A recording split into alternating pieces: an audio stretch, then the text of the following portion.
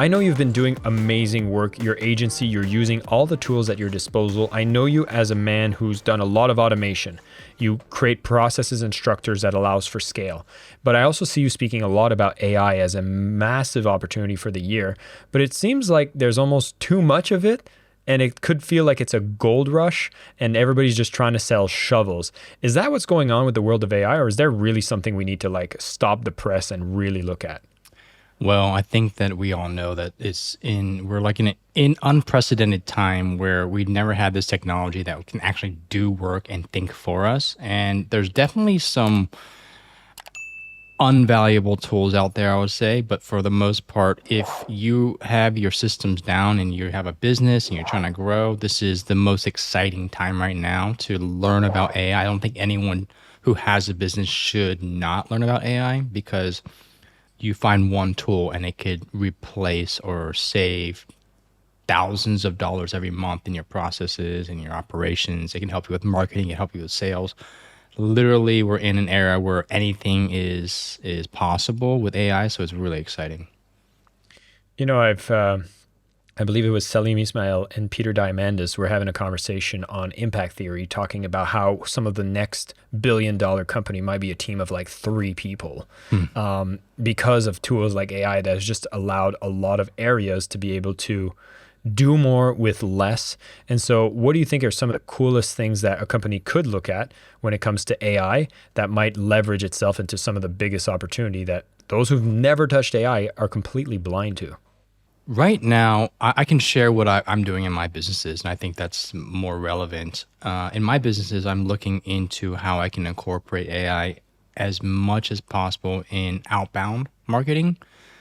So if you have a business that you're struggling to meet new clients or get new leads, there's some tools coming out now where you can really ramp up your outreach efforts because when it comes down to it, sales is based on numbers, right? The more people you reach out to, the percentages will stay the same, but you'll get more clients. And so you can use AI to create personalized outbound messages. So you're not spending 5 to 10 minutes thinking about what to say to someone. You could spend 10 to 20 minutes to set up the automation where AI can automatically create personalized outreach lines to people in the thousands. I mean, we're not talking about saving 50 or 100% of your time. It's like 1,000% of your time with better results, right? To give you an example, I'm in the SEO industry, and one thing we're exploring now is how do we use AI to offer people free SEO audits? And this would basically use AI tools to scrape their website, see what they're doing. All this information is public. What keywords are ranking for? Is their site slow? And providing them an audit that used to cost anywhere from a few $100s to several $1,000s, and we can offer it for free. So imagine if you're getting a cold message that's personalized to you with a free audit that's normally a couple thousand. That is more likely to get your attention than old cold messages, which were like, hey, I run an SEO agency. I'd love to talk with you. You know, you can provide a lot more value up front if you can figure out the best way to use AI to provide value to people and share insights with them about their business that is customized that they haven't thought of before. You know, I'm glad you mentioned this because I think a lot of listeners might be, and actually not a lot of listeners, I'll talk about myself personally. I have my DMs on Instagram filled with people telling me in automated messages, I can do some free things for you and I can do this and that. And I've seen the acceleration of spam coming from people that are maybe using AI tools or automation tools, and it seems like at a tier 1 level of automation, which just seems like, you know, people sending, you know, spam emails, but it's coming across more channels. What you're speaking about is thinking of ways to use AI to have genuine value come across. So how would you differentiate doing these AI efforts, which are just spammy, versus the ones that are truly valuable that would be based on selling with love? What stands out now and what has always stood out the most is personalization, right? Taking the time to review and research what someone is interested in, what they're growing, what they're trying to do, and then providing actual value based on those goals is going to be it will always be the number one way to get someone's attention. And so when you're trying to find people to bring in as potential customers or to build your audience, whatever, you want to provide value, and you do that by customizing whatever you can do for that person and providing value for them. And so that's how I would focus the majority of your outreach if you're using any tools, especially AI. And AI is just going to expedite that. I find that, there was a bit of a golden age in social media where it's like the ads started and there was a new territory. The cost of that was very, very low. You could reach new audiences and you kind of had to move quick in the midst of a kind of chaos of this new kind of disruption in the market. And I find AI is really chaotic right now. But that also means that for someone like you, I know you're capitalizing on that chaos because you're putting together some pieces that actually translate to actually adding value to some of the clients. Do you find that this is an era that's going to last long? Because I feel like at some point there's going to be a stabilization with AI just being everywhere. So what's the time frame you're seeing about this opportunity? I mean, this is I'm definitely not the expert to look at the time frame, but in what I'm looking at, we have not scratched the surface of what AI can do, right? Like like every few months, new technology is coming out that creates new ways to use it. So it really hit this like mainstream last year with ChatGPT of like, oh, we can, but you didn't really know how to use ChatGPT. But now plugins are being introduced, other tools are being introduced. What I see is that we're going to find more unique ways to use AI, and the more solutions we create, the more these ideas will mesh together, just like creativity in general. Like you think of one good idea and then you think of another, you mesh them together, it's a brand new idea. That's what AI is going to do at scale. Now I want to go back to your spammy messages and give you an example. Before, you would look at spammy messages of like, oh, this is just a lot of junk and makes you not want to look at your inbox. But in your inbox, there could be some valuable messages from people who may want to hire you or may be good hires. There is technology now. We actually have built some technology where you can automate AI to respond to those people and then collect their information into a database, which you can then filter by what's spammy and what's actually valuable. You could send them lead magnets. So like imagine you get 20, 50 messages a day. You don't ever respond. It responds as you, and it's just like, hey, how can I help you? And if they want to sell you something, they already have an AI prompt. It's not the same response, but it's a different response every time that politely says, hey, thank you, I already have a video editor, if they're trying to sell you video editing skill or services. But if it's someone who's like, I love your content, I've been in sales for 10 years, I just left my full-time job, I just want to work for you for free, and I this is my selling process, could be a valuable member of your team. The AI could be like, oh, this is someone who wants to hire. You are looking for someone who are sales. Let's ping you and say, reach out to this guy right now. Or respond, hey, set up a calendar link with me and we can do an interview. I mean, the opportunities for this is just limited by your imagination. So this is where it's really exciting. Wow. Yeah. I think I forget this, there was a case study of this bot, I think, that actually would go and fight your legal cases. So anytime you had like a speeding ticket, it would then go and interact with the chat bot of the department, and then the AI would act as you and kind of settle and negotiate the best way to get the reduction in fine.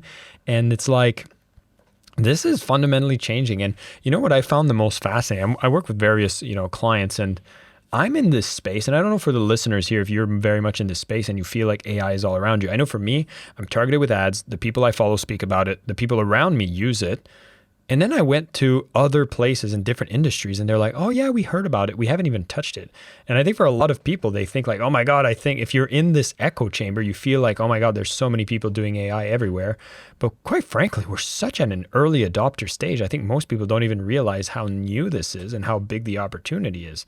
How has it been when you reach out to clients and you introduce these kinds of tools? Are they like ready to jump in? Do they need to be educated about it?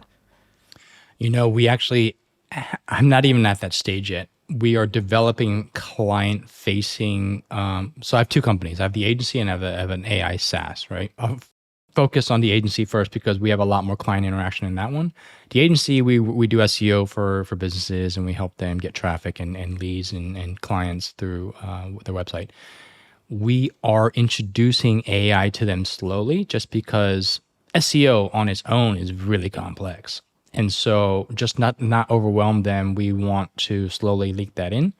But we already use AI across as much of my operations. So I think as a business owner, you want to focus on your core operations first, because that will give you the trial and error to figure out, okay, how do I learn about AI, number one? How do I make it valuable for myself? Once you find that it's valuable for yourself, then you can translate, oh, this could be valuable for my clients. And then you introduce it to your clients, and then you can upsell the service or whatever. Now, for the AI SaaS, this is a software that is focused more on people who are already into AI or want AI to solve a problem, which is to create articles at scale.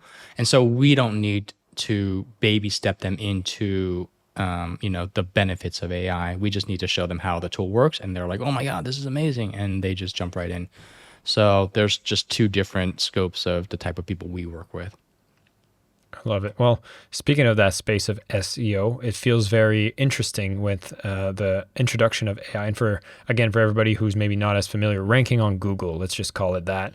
But I feel like the whole landscape is going to change. I mean, you are already introducing your tool with AI, and I've seen your tool in play. You can create like thousands of articles within hours around the best quality stuff around any topic or niche at the click of a button, which is just completely different than how people have been operating at it. So what do you see are some of the things you should be paying attention to if, having search engine optimization and ranking on Google is important to you as a business? Well, we're at the stage right now where you can still get away with creating content and having a team that is all human and not doing any AI. I know some of my friends in the industry are still doing really well, just focus on human writers. They've been, built these processes that they've honed for decades, and they're still doing really well. But I do see that what is happening right now is there's a lot of people who are just like generating thousands and thousands and thousands of articles that are junk with AI tools, and it's flooding the market. But that's always kind of been the case. It's just at a bigger scale now. And so how you should use AI is you do need a core understanding of what makes good articles before you can just print off articles and start writing them if you want to measure different tools.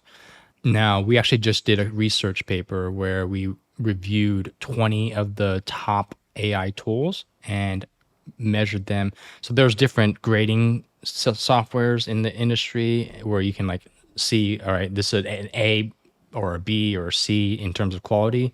So we measured them across the board, and we're about to put out this research paper. So hopefully it'll help people who are not into SEO pick an AI tool where it's more out of the box and you just, create an article and publish it and get pretty good results. With everything that's happening around, AI and talking about these tools, do you find that, for anybody who's maybe in a stage where they're in a learning phase, do you find the learning of AI being more important than the learning of anything specific to give you a competitive edge at this point? It's tough, right? Because are we talking about business owners here? I would start with somebody that's either a business owner or a salesperson. Mm-hmm. All right. So this is how the order of priority I would give AI. AI does not help you unless you know what you're doing, right?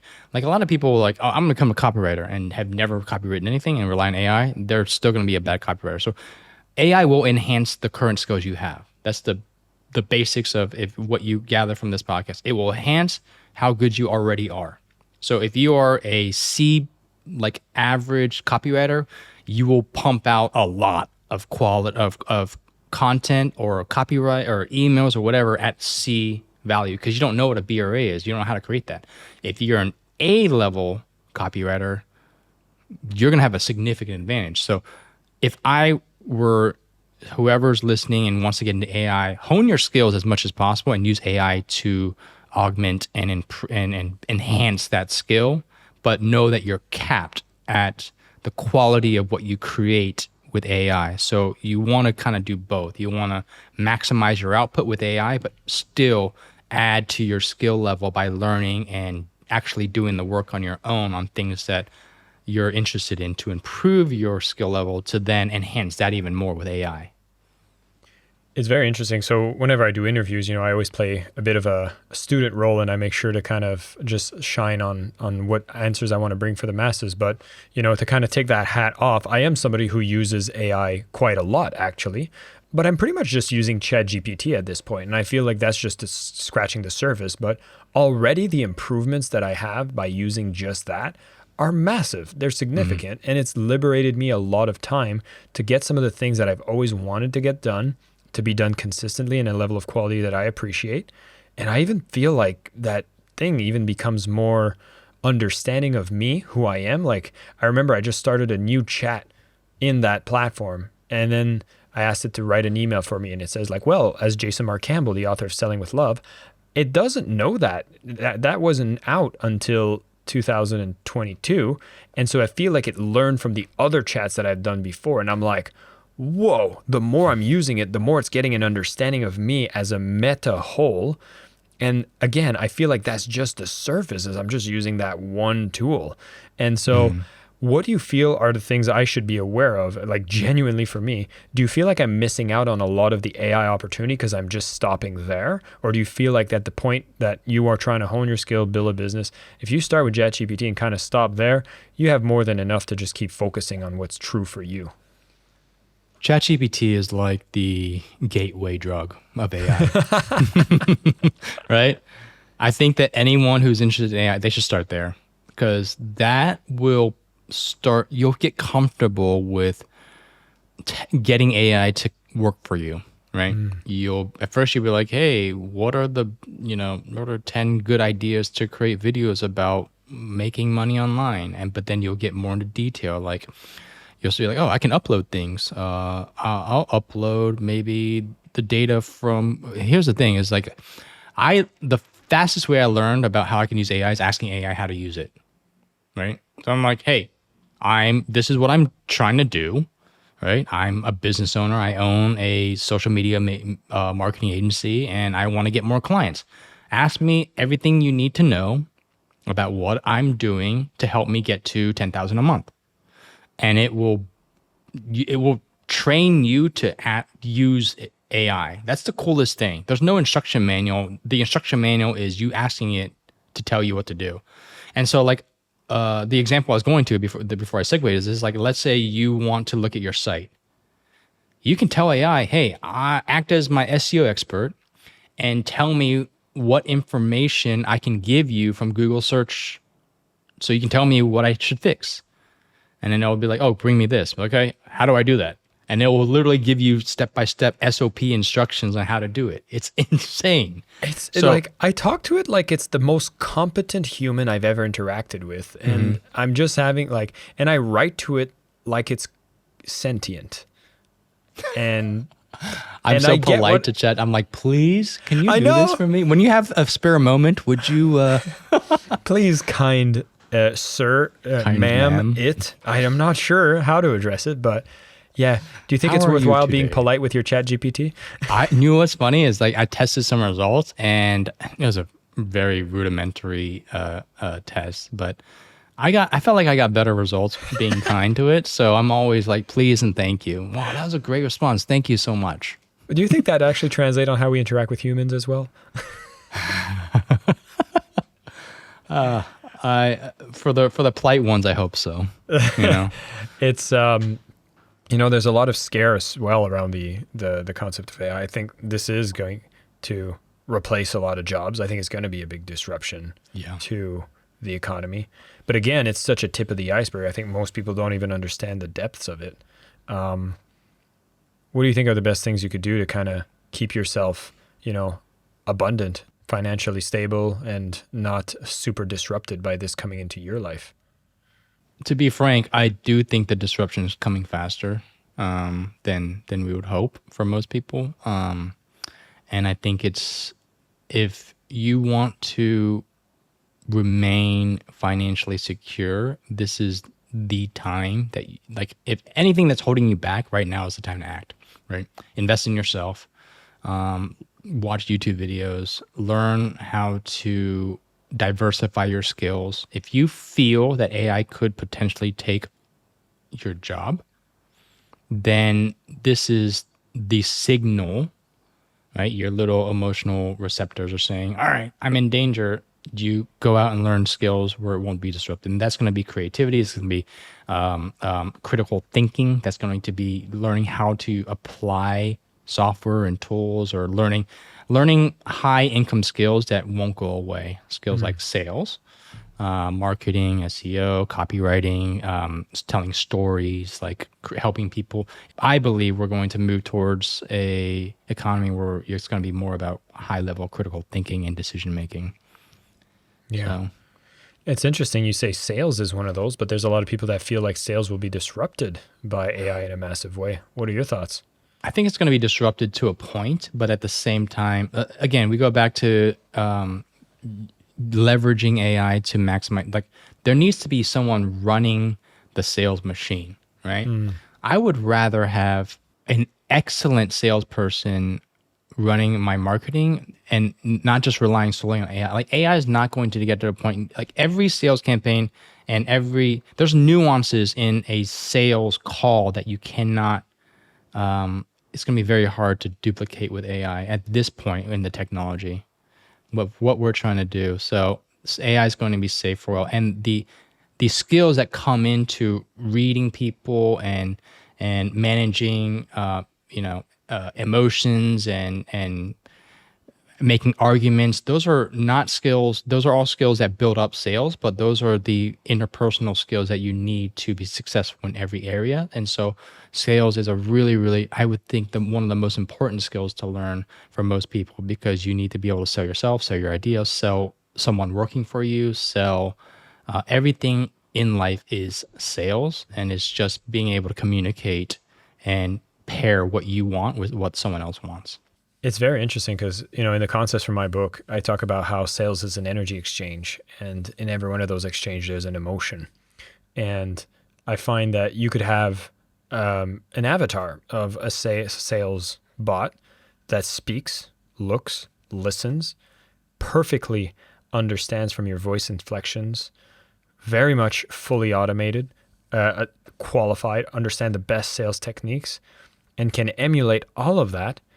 But the fact that there's a lack of soul in the transaction doesn't build that level of trust and empathy. At least it doesn't seem that way. But I feel like, maybe I'll be proved wrong as well. But, for someone who speaks about the topic and is interested in the topic, I still agree with you that I think there is a place for people to actually continue to nurturing their sales skills, because it's going to be very hard for people to trust from a robot. But then again, I think a lot of the more basic sales are going to be automated, done online, and we've seen that shift happen as well. And it's almost like the number of people that get to have an opportunity in sales is actually going down, but the quality expectation of a salesperson is really, really needing to go up, because every deal will have to be bigger, more personalized, and whatever can't be transacted over the counter will need a high degree of empathy, sophistication, and definitely working with AI tools as well. You've recruited a few salespeople. What do you look for in their qualities when you bring them in? Problem solvers. I've probably hired like a couple hundred people over the last 10 years. And the number one thing I look for now across everything is problem solving. It's coming into a problem that you inevitably you'll come across and you don't know the answer to. And taking the initiative to find the answer or solution to try, and it doesn't have to be the right one, but then trying it without any input from me. And if it works, great. If it doesn't, find another one. So salespeople, admin, marketing, SEO, everyone, those are the only people I want to hire now, is someone that is a problem solver who thinks for themselves. And it's interesting, like I started to see that across my A players on my teams. They all would say, hey, Hanson, we tried this, it didn't work. Here's what I'm doing now. Cool. That is the best report of a failure I can ever get. This didn't work. This is what I'm doing now. Okay? If you feedback, any ideas? If not, I'm going to go with this. I'm like, go. So I'm only attracting multiple, and I call them multipliers based on that book that I read. It's called Multipliers. And it's people who think for themselves, but then also recruit other people. They're just like these little like mini organisms in my organism of a company who just grow and attract and recruit other people. Yeah. Amen to that. I can just, the moments you say that, I start thinking about all the people I've worked with, and then I'm like, oh, yeah, that's fun. That was an A player because of that. And I think, again, it's very interesting because I think intergenerationally, there's different maybe mindsets when it comes to problem solving, or at least flexibility or understanding of using technology to solve those problems. And I'd be curious to know when it comes to the difference between working with people that maybe are from millennials or Gen Zs or even baby boomers. Do you find that you have a tendency of seeing that problem solving quality be more apparent in one generation than the other? No, I think it's based on the person. It definitely comes down to I think people paint Gen Z, or I don't even know what gen we are in, but they paint them with a bad light. Like I had this new salesperson I hired, reached out to me cold DM. Cold DM. I was not interested at the time. A few months later, which is like just now, reached out to me again, politely offered value, hit me at the right value point in the right time. I was like, oh, actually, it's funny you should reach out again after like, I think it was like 4 or 5 months. It's the last time he reached out. And I told him what I was looking for. He's like, yeah, I've had this experience. Like he's very, very non-pressure. And he's 20, he might be 20. He's second year in college. And he's been doing sales guys. He's going to be cold calling. And he's been doing sales for about a year. So he's not the most experienced, but he's young and he reached out and he presents well on video and definitely not polished, but a lot of potential. But inside I see that he is not afraid of someone saying no to him, and he is persistent because he was persistent with me. So I was very, very happy to see that with someone that young. And I think that with so many, people that are influential and almost mentors like online, you definitely included. A lot of these people, I wish when I was 15, 16, 17, had social media so I could be like, oh man, I want to be like this guy. I want to go and start work now, because I think our generation, we didn't have social media until we were in college. So we were kind of, left to either build our own inspiration and be like, I got to push now, or you're kind of left to grow your inspiration, like, want to grow things based on your friends. And I was one of the late bloomers. Fair enough. I definitely resonate with you when you speak about how Gen Zs, I think, get bashed too easily. And I think that's because there's a lot more of their media that's online. And so it's easy to find a bad apple if all the apples are on display. But to be honest, some of the most amazing work experiences has been with the level of critical thinking they have, divergent thinking they have, and access with technology that is so native to them. That I find it's really, really much of a gem to be able to work across generation. I think every generation brings their own perspective, which makes it really fun. Hanson, we kind of covered a few things here. We talked about AI. We talked a bit about workplace and sales. There's one question I always ask when people come on the show. I feel like I've asked you before, but I want to hear it again. Well, you're on the Selling with Love podcast. So what does selling with love mean to Hanson? And I'll add the twist, in the age of AI. In the age of AI, how do you sell with love with AI? Well, I think my last answer was pretty similar to this one. You need to come off with just being genuine and wanting to help people. And selling is not about convincing someone to purchase something from you. It is, I like how Alex Hormozy puts it. It's like how you're just helping them make a decision, yes or no. And you're just, selling with love is helping someone if you can. And if you can't, you let them know. Yeah. Learning to say no is also very loving. Yeah. Hanson, thank you so much for coming on the show. It was a pleasure to have a conversation. Again, for everybody who's curious, maybe SEO is something you're looking into, we're going to have a link to Hanson's businesses, both the agency and his AI tool, which is absolutely incredible. I remember plugging in sales and it started generating an inventory of topics to discuss, which actually helps me sometimes come up with podcast topics whenever I do my solo episodes. But nonetheless, it's a gem to always learn from you. Follow him on his socials. He has a content game that is very strong. I'm always learning from him, and you will learn from him as well. And once again, Hanson, thank you so much for coming on the show. Thanks, Jason. Thank you so much for listening to the Selling with Love podcast. We have some previous episodes you can tune into right here. And if you prefer the short form content where you get to the point in under 10 minutes, we do have a ton of clips from our best episodes that are being shared on this channel as well. So pick which one supports you the most. And of course, thank you for liking, subscribing, and of course, selling with love.